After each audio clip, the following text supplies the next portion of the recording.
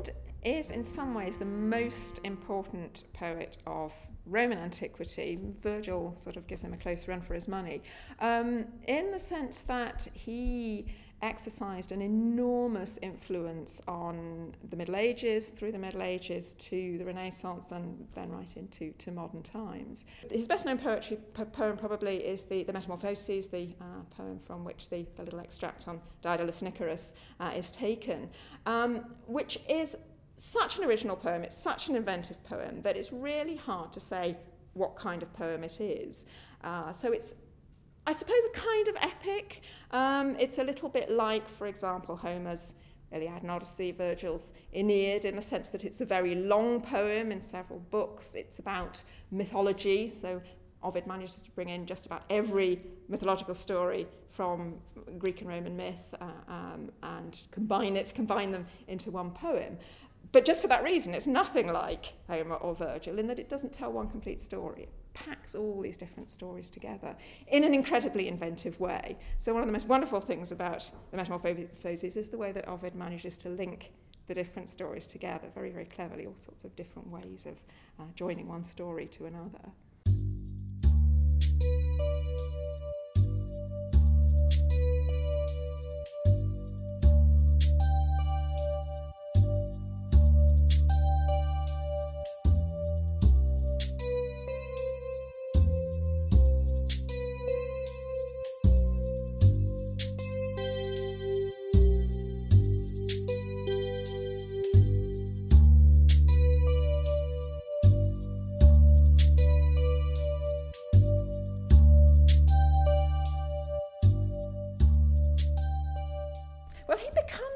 A kind of textbook almost for the Middle Ages and the Renaissance, because his Metamorphoses has such a kind of aspiration to completeness. I mean, it's a terribly hubristic poem.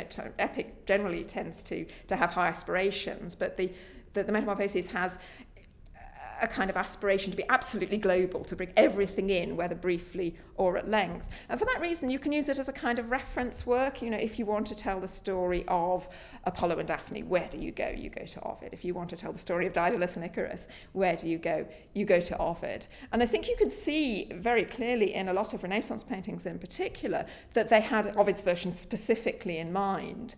So with Daedalus and Icarus, everybody thinks of the famous Bruegel painting where you see the ploughman in the front, the ploughman is in the foreground, Icarus is sort of falling into the sea in the background. And that precisely picks up that moment in Ovid where he says that somebody ploughing the fields looks up and sees this strange sight, the winged man dropping from the sky.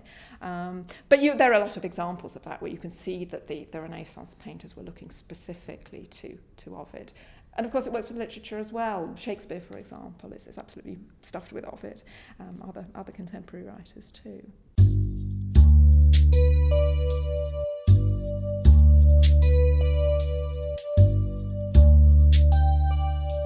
Yeah, I think so. Ted Hughes, for example, wrote versions of many of the stories from Ovid's poetry, and he's far from being alone there. There has been a lot of interest in, again, particularly in the Metamorphoses, but also in the Exile poetry. Poems he wrote towards the end of his life. He was exiled to the Black Sea region, and this was a terrible disaster for Ovid. He hated being away from Rome, which was the centre of the universe as far as he was concerned.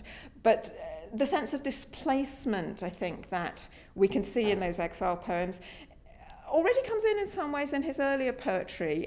You can almost see the exile poetry as a logical conclusion of this idea of being a little bit off-centre that you find in the earlier poetry as well. And that's something that's quite appealing, I think, to a modern sensibility. We want to pick out what it is about Ovid that appeals to us now. But also, I suppose, the self-consciousness that, as I say, he's always very aware of his own cleverness, his own originality. He begins his love poems, for example, instead of saying, I fell in love with Corinna, he begins by saying, I was trying to write an epic, and along came Cupid and shot an arrow into me, so I couldn't write epic anymore. I had to write love poetry instead. But hey, I had no one to be in love with. I had to find a girl. So the poetry comes first. And again, that sort of very self-conscious way of thinking about literary creation is something that really strikes a chord again, I think, with late 20th, early 21st century writers, and this kind of postmodern phase, or whatever it is that we're in now. That's a very interesting question, actually, whether Ovid ever has anything serious to say. And depending who you read, you'll get quite different answers from scholars. My view is that what he's really serious about is art in a broad sense. So the self-consciousness is part of it. But I think artfulness is, in all sorts of ways, is also very interesting to Ovid. So in some ways, this is perhaps most clearly apparent in his wonderful poem. It's a sort of mock handbook on the art of love, in which he purports to teach his reader, his pupil, how to find a girlfriend, how to seduce a girl, and how to hang on to her. And then in the third book, he turns around and addresses girls instead and tells them how to find and keep a male lover. But one can argue what that poem is really about is turning this uncontrollable passion, the kind of passion that earlier love poets wrote about, into something that has rules that you can do in a really controlled way. And that might sound quite unappealing to a modern audience. I mean, we don't like to think of being too much in control, maybe.